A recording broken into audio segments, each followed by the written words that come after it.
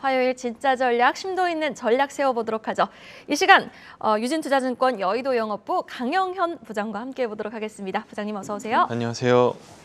자, 뉴욕 증시 간밤에 확인을 해보니까요. 확실히 지난주 3월 FOMC가 마무리된 이후로 변곡점은 나타난 것 같습니다. 네. 파월 연준 의장의 매파적인 발언에도 불구하고 제한적인 하락세를 보였는데요. 그런데 이제 확실히 개별주 플레이가 활발하게 이뤄진다는 거죠. 네. 자, 그럼 이제 더 이상 금리 인상에 따른 시장의 타격은 좀 제한적일 거라고 봐도 되는 겁니까?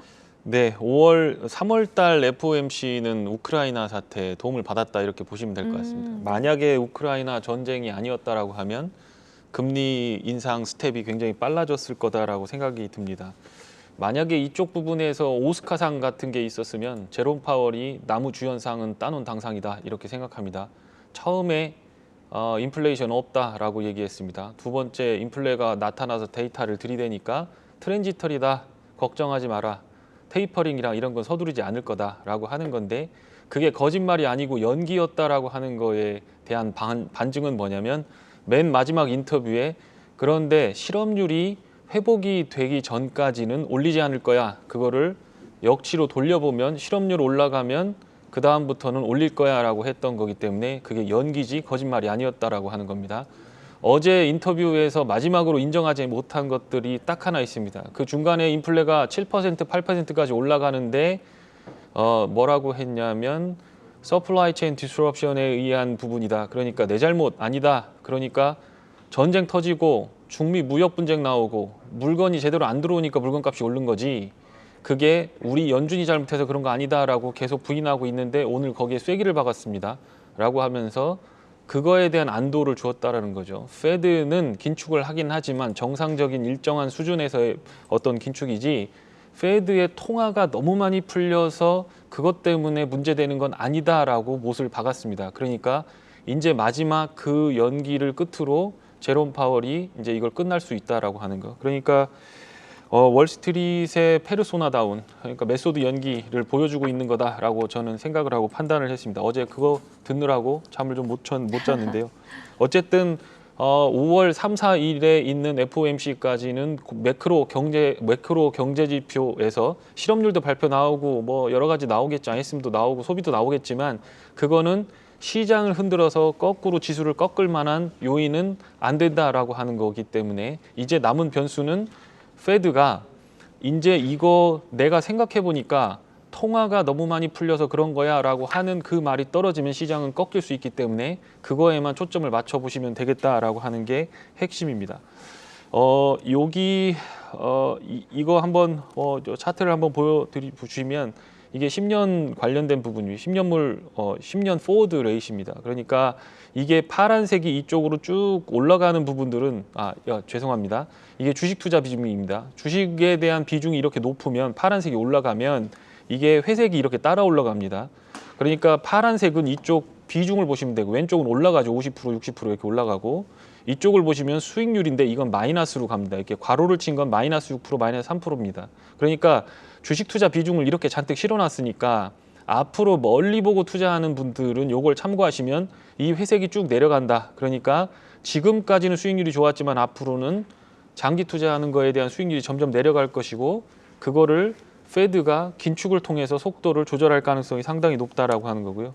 이 차트를 보시면 S&P 500의 포워드 PE 레이시오입니다. 조금 반등을 했습니다. 지난번에 제가 여기서 이 동그라미 선으로 그려드리면서 10년, 5년 PE가 맞춰지면서 지수는 반등 구간에 들어왔다. 그 구간이 2019년 고점, 팬데믹 터지기 전에 고점의 멀티플까지 갖다 놨기 때문에 거기서 사람들은 멈칫하면서 유동성이 완벽하게 어떤 테이퍼링 뭐 이런 금리 인상 이런 문제가 아니라 통화주의가 부활을 하면서 유동성을 빠르게 회수해서 인플레를 잡겠다라고 하는 그런 태도만 아니면 반등을 줄 구간에 와 있다라고 말씀을 드렸던 자리가 이쪽 자리다라고 보시면 되고요. 어쨌든 지금은 상당히 비싸다라고 하는 거. 그렇기 때문에 멀리 보면 결국에는 금리를 계속 인상할 겁니다. 그런데 더 중요한 건 그 금리와 상관없이 돈을 땡기는 겁니다. 우리도 보시면 8월, 9월에 금리를 한번 올렸는데 지수 빠졌다가 다시 반등했습니다. 그런데 그래도 부동산 가격이라든가 자산 가격이 안 잡히니까 은행장들 불러다가 DSR 규제하고 대출 회수해라고 딱 하니까 바로 들어왔죠. 그런데 그 역할을 할 수 있는 연준 부의장부터 시작해서 연준 보드 멤버들이 지금 인선이 안 되고 있는 상황이죠. 그러니까 일을 할 수 없는 겁니다. 제롬 파월이 할 수 있는 일이라고는 가서 금리 관련된 거 스피치 해주면서 이거 트랜지터리다라고 하면서 연기를 해주는 거 말고는 없다라고 하는 겁니다. 그게 5월 FOMC에 본격적으로 드러날 가능성이 상당히 높다라는 거고요. 그렇기 때문에 지금부터는 단기적으로 반등을 누리는 부분들에 대해서 종목별로 회전이 나오겠지만 지수를 멀리 보고 윗방향으로 가는 부분은 조금 반대로 생각해 보셔야 되지 않나, 이렇게 정리를 해드리면 될 것 같습니다. 그럼 부장님의 말을 정리를 해보자면은 어느 정도 빠른 순환매 차원의 빠른 트레이딩 전략은 유효하겠지만은 추가적인 상승 룸은 제한이 있을 것이다라고 말씀을 해주신 거잖아요. 네. 자, 그러면 지금 현재 시점에서 유가 이야기를 또 안 해볼 수가 없겠습니다. 지금 유가가 또 간밤에 7% 이상 급등하는 양상을 보였거든요. 금리 인상이 되는 국면 속에서 유가가 급등하고 있다는 부분 굉장히 부담이 될 수 있을 것 같습니다. 네. 인플레이션에 따른 실물 경기에 타격에 대한 스토리들이 많이 나오고 있는데요. 그 네. 부분에 대해서는 또 어떻게 생각을 하고 계십니까? 네, 이건 뭐 경제학에서 나오는 거기 때문에 그것대로만 말씀드리면 될 것 같습니다. 제롬 파월의 말 중에서 건질 수 있는 것들 중에 하나, 지난번에 트랜지트리다 뭐라고 하는 그거 할 때서 건졌던 거 하나는 뭐냐면 실업률하고 인플레라고 하는 거에 트레이드 오프 관계. 그러니까 시소, 놀이터에 가보면 시소가 있을 겁니다. 실업률하고 인플레하고 이렇게 왔다 갔다 하는 시소를 보셨을 겁니다. 애들 타고 노는 거 있죠. 그러니까 실업률이 올라가지 않고는 인플레가 낮아지지 않는다라고 하는 것과, 그러니까 경기가 좋아지는 거가 실업률로 대표를 한다 그러면 그거를 이제 경제학에서는 필립스 곡선이라고 하는데, 그 전까지는 뭐라 했냐면 돈 아무리 풀어도 인플레 안 나온다. 그러니까 MMT, 현대 경제학 하면서 돈 막 풀자. 그러면 경제 좋아질 거다라고 하는 거죠. 그 듣도 보도 못한 전략을 가지고 사실은 T나 포모 이러면서 증시가 막 올라갔던 그런 부분들을 생각해 보시면 될 것 같습니다. 조금 여기 차트를 보시면 이제 제가 말씀드리는 부분들에 대해서 조금 오해가 없으셨으면 좋겠던 부분들. 그러니까 이게 90년대 금리 인상하는 겁니다. 이게 쭉 올라갔다라고 생각하시는 분들 있지만 한 번 1차적으로 올려놓고 쭉 쉬다가 한 번 더 올렸습니다.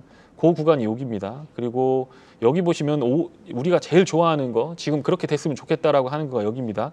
03년도부터 07년도까지 금리를 쫙 당기면서 경제도 확 좋아지면서 주가가 굉장히 스카이 마케팅했던 이 구간입니다. 그리고 이 부분은 최근에 2015년부터 18년까지 금리 올릴 때 이 부분입니다. 여기를 잘 보시면 위에 있는 것들은 GDP라고 보시면 되고요. 요거는 금리 인상하는 부분을 보시면 됩니다. 그런데 그때하고 지금하고의 큰 차이가 있는 부분입니다. 여기 지금 07년도에 나오는 거, 그러니까 여기로 보시면 요 색깔을 따라가 보시면 됩니다. 07년도에 나오는 그 서프라임 2기 이후에는 이 보라색입니다. 그리고 여기에 보시면 요 갈색 있는 거 있죠. 요게 여기 닷컴 버블 이후에 올리는 요 구간이라고 보시면 됩니다. 그러니까 경기가 좋아졌던 어떻게 됐든 금리를 올리는 구간에서 이렇게 실업률이 회복이 되면서 차분히 실업률이 100% 회복될 때까지 차분히 금리를 땡겨주는 겁니다. 그러니까 실업률이 회복된다는 건 경기가 좋아진다는 거죠. 그러니까 실업률이 개선되면서 금리도 같이 올라가면서 그러면서 같이 주가도 올라간 겁니다. 경기 좋아지면 당연히 주가는 좋아지니까 그랬던 거죠. 그런데 지금은 2022년 루트는 이게 이렇게 푹 꺼진 다음에 빨간 선으로 간 다음에 여기서 회복 다 해버린 겁니다. 그러니까 경기 회복 속도에 맞춰갖고 금리를 땡겨주는 거가 타임을 늦었다라는 거예요. 그러니까 지금 실업률은 3.8% 완전 고용된다는데 인플레는 8%까지 치솟아 있는 상태고, 그러면서 제로금리에 가까운 0.25%니까 이게 앞뒤가 안 맞는 코미디 같은 상황이 되는 건데, 그거를 제롬 파월은 뭐라고 하고 있느냐? 이거는 서플라이 체인 디스럽션이기 때문에 조금 있으면 괜찮아질 거야. 또 이렇게 연기를 하고 있는 겁니다. 그럼 그걸 믿을 거냐 안 믿을 거냐는 투자자가 선택해야 될 일이다라고 하는 부분이고요. 이 부분 보시면 바로 알 수 있습니다. 여기 제가 40년 동안 인플레이션에 관련된 데이터를 갖고 왔는데 요 색깔별로 보시면 됩니다. 그 구간별, 금리 인상 하는 구간별로 보시면 여기 2007년에 했던 때가 제일 많이 쏟았죠. 나머지는 다 이렇게 인플레가 2%에서 2.5%에서 꾸준하게 지켜졌는데 지금은 여기 이렇게 떠버렸다는 거죠. 인플레가 이렇다는 겁니다. 그러니까 이때하고 차이는 뭐냐? 첫 번째, 중국이 WTO를 2001년에 가입을 하면서 물건을 저가로 막 찍어내기 시작하면서 중국이 글로벌 서플라이 체인에 들어오면서 디플레를 수출하는 국가에 있었다라는 거고, 2018년부터는 그게 떨어져 나가기 시작했죠. 그러면서 물가가 오르기 시작했다, 첫 번째. 두 번째, 이쪽에서의 통화 공급 증가율이 2%, 3% 그랬습니다. 지금 여기서 돈 찍어낸 게 1년에 25% 증가를 시켰고, 그 다음에 작년에 13% 증가를 했습니다. 이거는 이 앞에 차트에 나오지도 않는 1970년대 통화 증가율하고 똑같은 정도의 10년 동안 13% 평균을 푸른 거하고 지금하고 똑같은 수준이라고 하는 겁니다. 그러니까 이 차트를 보시면 더 확실히 나가오실 겁니다. 아무리 금리를 올려도 이거는 리얼 GDP거든요. 인플레이션을 뺀 GDP입니다. 그러니까 5% GDP가 나온 다음에 물가가 5% 나와버리면 성장이 리얼 GDP는 0이 나오는 겁니다. 그런데 금리를 아무리 올려도 이 구간에서는 리얼 GDP는 플러스가 나오는 상황이죠. 그런데 지금 우리는 여기 와 있다는 겁니다. 빨간색 동그라미로 인플레가 확 꺾어지고 GDP가 노미널 GDP가 2% 3% 나와도 인플레이션이 7, 8% 나와버리기 때문에 리얼 GDP는 거꾸로 뒤집어지는 상황에서 정책 당국이 할 수 있는 일이 뭐냐라고 보았을 때는 답 없다라고 하는 거고 이게 연준의 정책이 실기를 했다라고 하는 거에 대한 부분입니다. 벌써 시장에서는 2년물 국채금리 이렇게 끌어올리고 있는데 정책금리는 0.25bp 올려놓고 여기 기다리고 있는 거죠. 이 구간을 채워야 되는데 연준 인사들이 보드 멤버들이 공석이 세네석이 되는 거고 제롬 파월이 여기서 잘못했다고 인정하면 시장이 컬랩스가 될 거니까 거기 와서 또 인터뷰로 이거는 우크라이나 사태 때문이고 서플라이 체인 디스럽션이다라고 하면서 눈물의 연기를 펼치고 있는 거다라고 하는 부분입니다. 이 차트를 한번 보시면 제가 예전에 말씀을 드렸던 겁니다. 왼쪽에 있는 건 투우사고요. 오른쪽에 있는 건 사육사입니다. 그러니까 그동안 이렇게 얘기했죠. 제롬 파월이 자기 머리 핥고 있는 호랑이를 보면서 호랑이를 인플레이션이라고 보면 됩니다. 얘가 귀엽지 않냐? 얘 안 물어 사람라고 하면서 이렇게 핥아주고 귀염도 떤다라고 하는 거죠.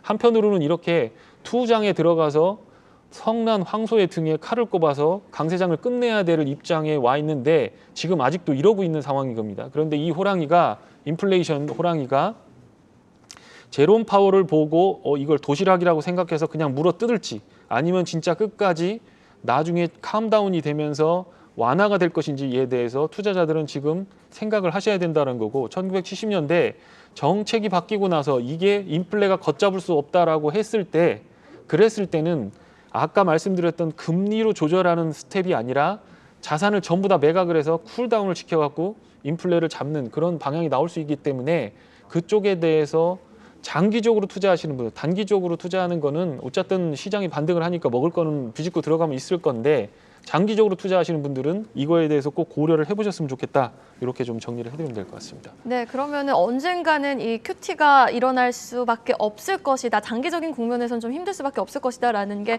지금 부장님의 논조의 중심이 있는 것 같은데요. 네. 자, 국내 증시에서는 환율과 수급 이야기를 좀 빼놓을 수가 없을 것 같습니다. 어제 오후로 갈수록 원달러 환율의 상승폭이 확대되면서 사실 유가와 환율이 오르면은 기계적으로 나오는 외국인의 매도가 있지 않습니까? 네, 맞습니다. 외국인의 매도 앞으로 좀 지속될까요? 네, 조금 더 지속될 가능성이 있어 보인다라고 하는 건데요. 요거 차트 한번 보여주시면 네. 우리나라 무역수지 적자 관련된 겁니다. 더 안 좋게 나왔습니다. 그런데 이제 3월, 4월로 가면서 좀 어려울 수도 있겠다는 생각이 들고요. 여기 더 중요한 건 중국입니다. 그러니까 한국이라고 하는 증권 시장은 글로벌 교역 규모, 경상수지 이런 것들을 보면서 글로벌 경제가 잘 돌아가는가 혹은 중국 경제가 잘 돌아가는 거에 대한 어떤 리트머스 종이라고 보시면 되는데 중국이 지금 이렇게 중국에서도 돈을 빼고 있는 상황입니다. 그러니까 같이 한국도 매도를 하고 있는 상황인데 원인은 나중에 밝혀질 겁니다. 그런데 분명한 건 경상수지라든가 글로벌 경기, OECD 선행지표 지금 제가 여기다 넣지는 않았습니다만은 그런 부분들 보시면 이게 경제가 그렇게 딱 좋지는 않구나 이런 생각을 좀 하실 수 있을 거다 이렇게 정리해드리면 될 것 같습니다. 네, 시간이 정말 없는데요. 또 부장님한테 꼭 물어보고 싶은 거. 그럼 이번 주 최근 들어서 이제 어떤 섹터, 어떤 종목에 주목하면 됩니까? 네, 뭐 인프라 장비 관련된 부분에서 DY 파워라든가 대창단조 같은 종목들 실적 잘 나오는데 싼 주식들 좀 있습니다. 무조건 싸고 좋은 주식들, 밸류에이션 되고 빚 없고 그다음에 재무제표 보면 현금 잔뜩 하고 이런 주식들을 주가 빠질 때 사놓고 있으시면 마음이 편하실 겁니다. 우리는 작년 하반기부터 조정을 받았기 때문에 싸고 좋은 주식들이 있기 때문에요. 그러니까 단기적으로 메타버스부터 시작해갖고 막 빚은 많고 돈은 없는데 유상증자하고 돈 조달에다가 주식 투자해야 되는 쪽보다는 어떤 부분에서는 자산이 많고 안정된 주식으로 투자를 해보시면 뭐 큰 문제 없을 것 같다. 이렇게 정리해드리면 될 것 같습니다. 네, 화요일 진짜 전략 이 시간 강영현 부장과 함께 봤습니다. 오늘 말씀 고맙습니다. 고맙습니다.